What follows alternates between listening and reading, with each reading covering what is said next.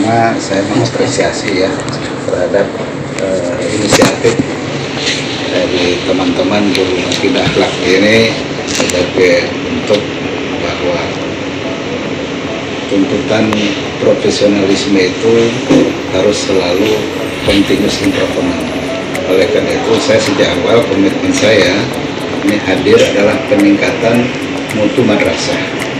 Berbicara peningkatan mutu madrasah itu paling tidak kunci utamanya itu di guru. The keyword is the teacher. Kalau gurunya punya komitmen, ya, punya integritas, lalu punya loyalitas dan kapabilitas, itu saja atau kompetensi. Tiga hal ini saya tekankan kepada seluruh guru mata pelajaran, apalagi di akidah akhlak, gitu ya. Karena kita tahu bahwa tujuan utama pendidikan itu, sebagaimana Allah diutus, innama bu'itsu liutammima makarimal akhlaq. Jadi sebetulnya pendidikan akhlak itu yang paling utama sebelum kepada pendidikan yang lain.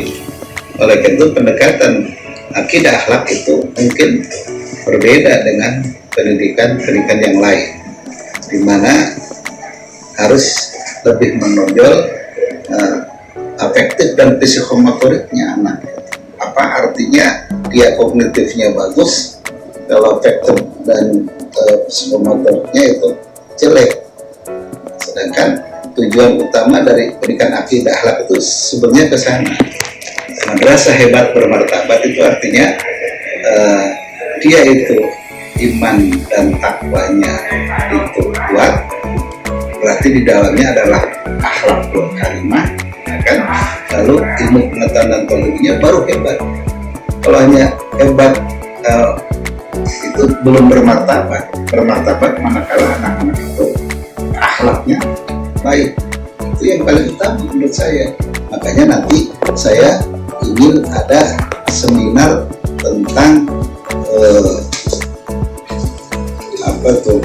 pendidikan anti korupsi, nanti KPK. Nah saya akan, kapan nanti ada webinar, nanti kita bisa menghadirkan narasumber dari KPK untuk masuk. Kalau bisa bikin surat saja, bisa permohonan ya.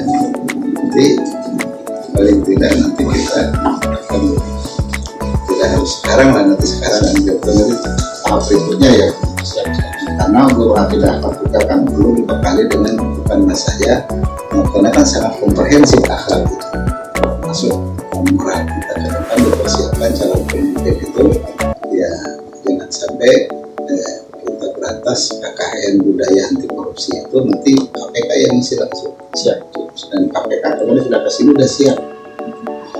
Itu narasumbernya dari KPK. Saya kutip itu tadi ya, semua guru itu memiliki integritas, loyalitas dan kapabilitas atau kompetensi sesuai tingkatan. Makanya yang belum linear ya sudah akhlak kayaknya lah kuliah di PAI, tapi rata-rata kalau dulu akhlak saya yakin dari PAI lah ya. Jadi tidak tua luruskan dengan profesionalisme ini. Makanya mudah-mudahan ini sebagai ikhtiar kita bagaimana agar madrasah hebat bermartabat ini tercapai. Utamanya itu di mana akidah akhlak itu ya, menjadi benteng utama dari semua mata pelajaran yang ada. Akhlak itu masuk kemana-mana. Jadi sebetulnya ya benteng yang paling utama itu akhlaknya dulu benar, baru tuntutan knowledge-nya gitu. Makanya yang paling utama bagaimana ini penanaman. Satu tantangan sekarang ini adalah moderasi beragama. Itu harus ada itu di dalam materi akhlak, juga akhlak. Yang keduanya ini anak-anak jangan sampai intoleran.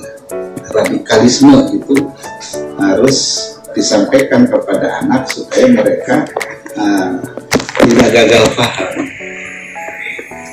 Jadi yang sekarang apalagi anak-anak aliyah itu kan mudah terpengaruh, terprovokasi. Makanya itu substansi itu harus nyampe kepada anak dari mulai kelas 1, kelas 2 salah, atau kelas 10, 11, 12 ya. Nah ini baru dia kan kelas 10 ya. Ini harus terus dikawal supaya tadi tercapainya pendidikan akidah akhlak itu, manakala akhlak anak-anak itu sesuai dengan tujuan pendidikan yang ada di madrasah. Nah tujuan pendidikan itu ya tadi itu akhlak. Makanya silakan nanti berkolaborasi tentu saja dengan era digital ini seperti apa pembelajaran di masa pandemi ini. Bisa dengan tatap muka, bisa nanti bisa lewat daring, termasuk evaluasinya akhlak itu ya ada penanaman kejujuran di anak. Misalkan di madrasah kita praktek kantin kejujuran, jadi anak dari naruh uang sendiri. Nah, kalau sudah itu dilakukan berarti sudah ada betul-betul implementasi dari akhlak itu sendiri. Sekarang saya belum yakin kalau anak di kantin kejujuran beli 1.000 bayar 1.000 kan gitu, makanannya ambil 2 bayarnya 1. Nah ini kan berarti akhlaknya belum benar itu. Nah ini harus dilakukan. Jadi praktek sehari-hari, apalagi dengan kondisi pandemi sekarang ini, bagaimana ada kepedulian sosial, apalagi menjelang Ramadan ini ya. Nah itu sebetulnya hakikat pendidikan akidah akhlak itu ya, akidahnya kuat kan, keimanannya, akhlak itu moralnya kan gitu. Jadi iman dan takwa itu kan. Jadi kalau akidahnya sudah bagus, lurus tadi, tidak kita kawal dengan moderasi beragama. Kemarin intinya apa waktu di sana? Sama Pak. Iya. Pengembangan, jadi guru ya silakan sesuai dengan yang terjadi di dinas, organisasi, dan juga menekankan hasil sebab itu harus dicegah dari sisi ya. Coba dikembangkan moderasi beragamanya ya, supaya mereka paham radikal masuk anak, termasuk gurunya juga kan gitu, harus dibina dulu. Makanya lewat webinar ini diharapkan persepsi guru akidah akhlak itu sama, bukan knowledge-nya yang dipentingkan itu bagi anak akidah akhlak itu, tapi bagaimana aspek ya afektif dan psikomotoriknya antara sikap dan perbuatan itu. Saya waktu utama itu sebetulnya akidah akhlak ya, teori sebagai penunjang saja, sampai dia belajar tentang kejujuran tapi jajan masih nggak jujur, jadi dia kan belum melaksanakan itu. Nah ini harus sampai ke sana. Nah coba dibuat instrumen-instrumen kejujuran itu ya, supaya anak berkembang. Bagaimana kan sekarang dikembangkan soal hot itu ya, high order thinking skill.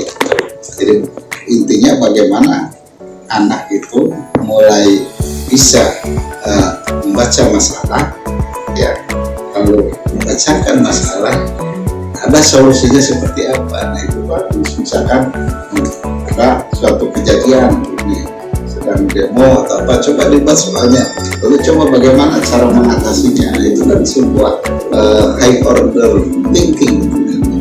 Jadi jangan hanya pengertian akidah lah gitu kan, tapi justru dibawa soal-soal itu lebih kepada dunia nyata yang sedang dihadapi anak-anak sekarang.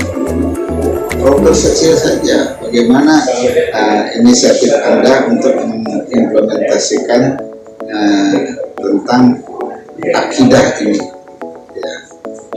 Ketika berbeda ketemu dengan non-muslim, anak kan nanti berpikir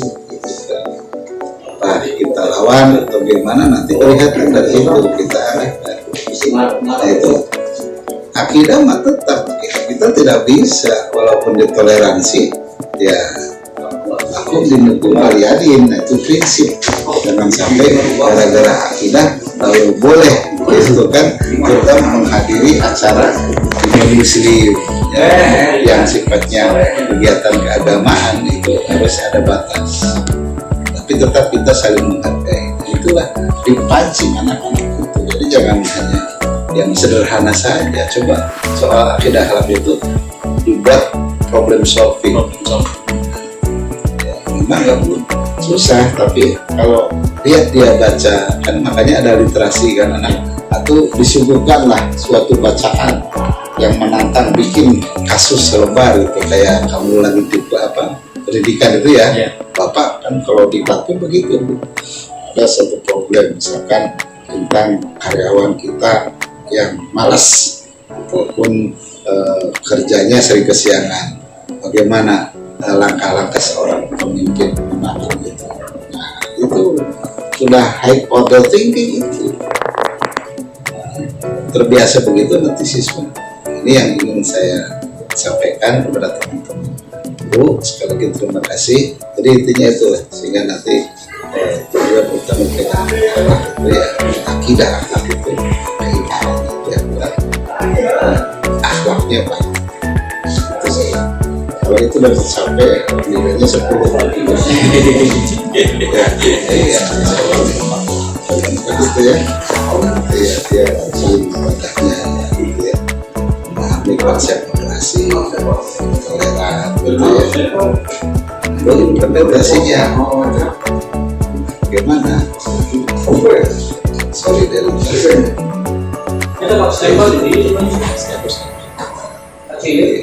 Knowledge itu menurut saya nomor 3.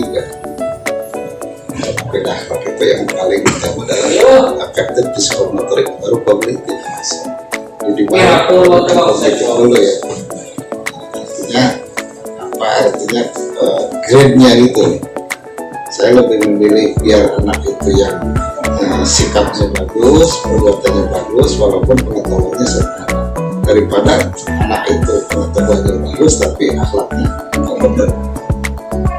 Makanya terkait akhlak, persepsi saya begitu. Yang paling utama itu adalah affective dan spesifik, baru kognitif. Jangan dibalik, berbeda dengan yang lain. Misalnya ini menyangkut apa ya? Ya itulah kehidupan dia sehari-hari. Barangkali itu ya ada yang lebih